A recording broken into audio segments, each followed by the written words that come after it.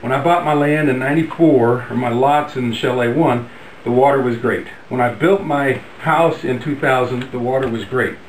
About the time 2008, when SDMS came on board, we got a new a group of employees here. It was decided to add these chemicals. Since then, we've been having health complaints. Let me just finish my question. I haven't even started yet. I have not even started yet. I have to make one point, though. This is important, and I'll let you jump right back.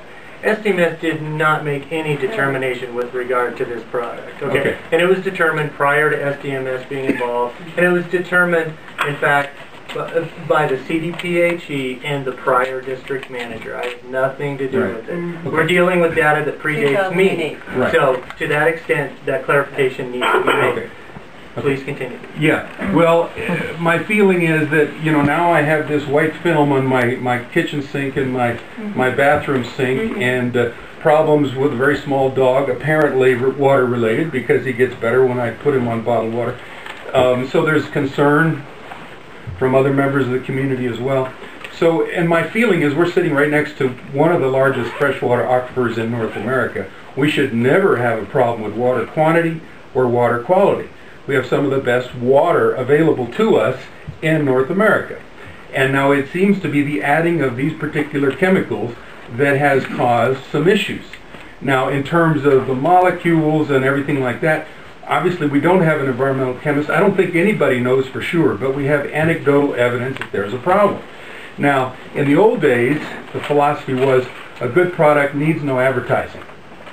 It would seem that philosophy has changed now to the point where if you complain about our product, we're going to send you a threatening letter from a lawyer and wrap you up in court.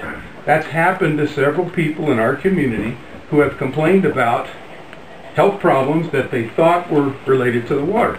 So, in good faith, I know Sequest wants to make a profit, and but that's not our high priority. Our high priority is clean water, and I think it's not. Wait a second. It's not good drinking water. First of all, no. Our goal is to also provide great drinking water for our customers. Well, why don't it's not all about profit. I want to make that very clear. That Charlie was motivated to help the communities and help society, and he was very adamant about that. Okay, so I just want to interject that, and I also want to say that what you're saying right now is as anecdotal as what you're claiming from us being anecdotal too. I just wanted you to know it goes both ways. Yeah, and we are the customers, we are the consumers, and for some goofy reason, the chalets are being given this water treatment, but not the town of Crestone and not Casita Park, and obviously the people who have wells out in the Grants are not receiving this.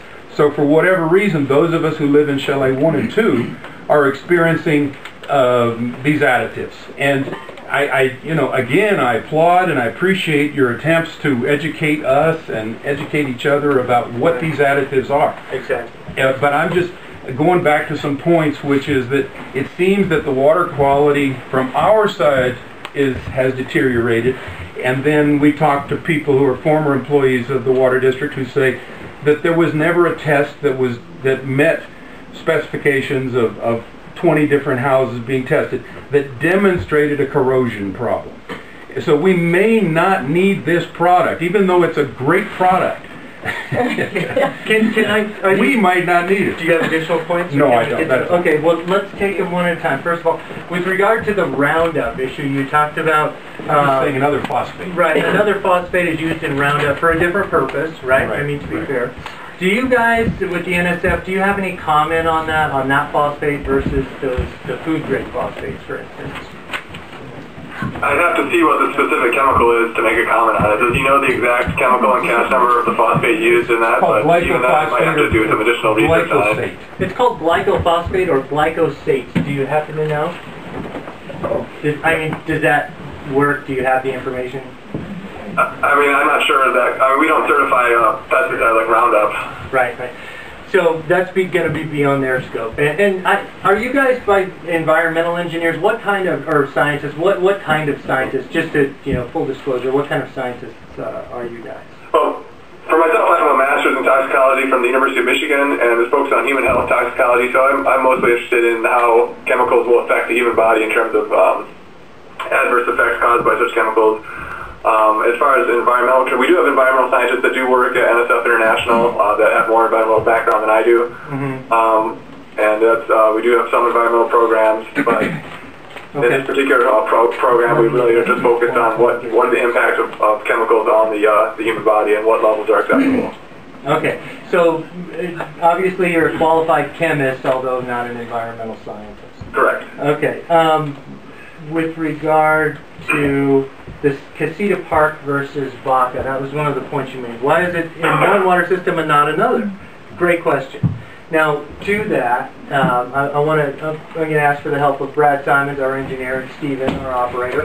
And please correct me if I'm wrong. Here's how I understand it.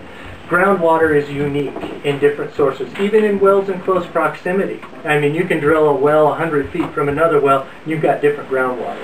And in fact, the groundwater quality in a particular well varies and changes from time to time.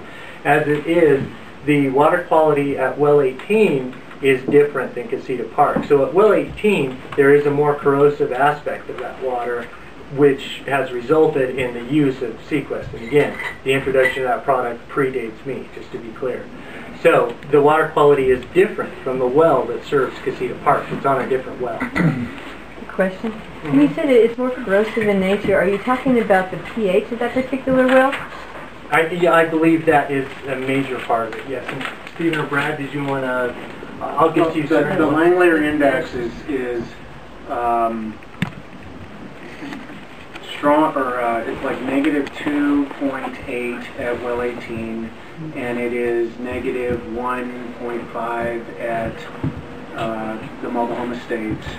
We do conduct lead and copper testing out at the mobile home estates, and there has never been an exceedance at that system, so we've never been required to address a lead and copper issue because there is not one there. So the use of the product is in response to an exceedance of lead and copper maximum contaminant levels, and the health department then said something must be done, and in 2008 that decision, or could be actually prior to 2008. I've been in contact with the health department trying to identify this. Let me finish, please. Let's just keep this organized. So in response to those exceedances, the district was required to do something. Sequest was the decision made at that time, and is now part of the approved drinking water treatment plant